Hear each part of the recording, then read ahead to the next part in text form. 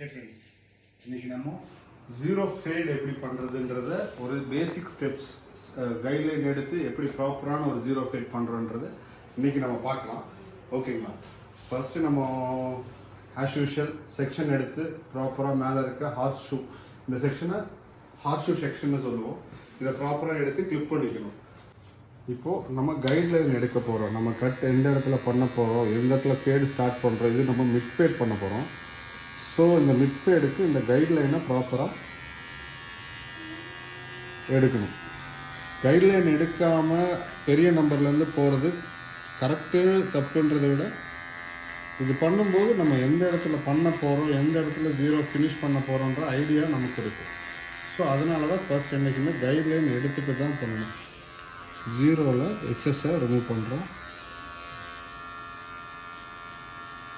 நம்ம ஃபேட் பண்ணுறதுக்காக எக்ஸஸ் ஏர் இருக்கிறத நம்பர் 3 or 4 போட்டுட்டு அந்த எக்ஸஸ் எல்லாம் ரிமூவ் பண்ணணும் ஃபஸ்ட்டு.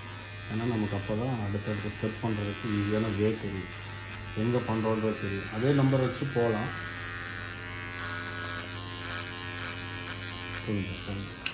ஜீரோக்கு அப்புறம் 0.5 கரெக்டாக ஒரு 1 இன்ச்சுக்கு 0.5ல் எக்ஸஸ். இந்த ஹேண்ட் மூமெண்ட் இப்படி தான் இருக்கும், லைக் ஃப்ளாட்டாக இருந்துடக்கூடாது. ஃப்ளாட்டாக இருந்துச்சுன்னா லென்த்து போயிடும்.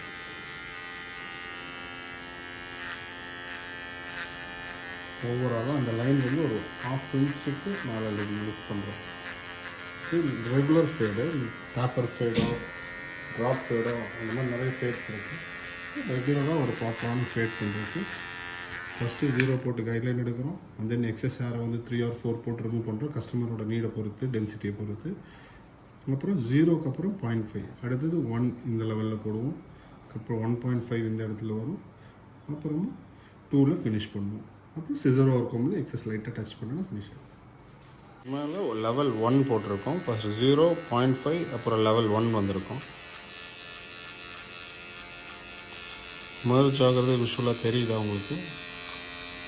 தெரியுது.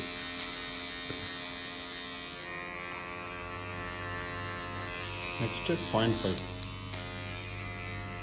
4 mm கிளிப்பு, 1.5ன்னு கிளிப்பு இருக்கும். எல்லா ட்ரிம்மர்லேயும் இருக்காது.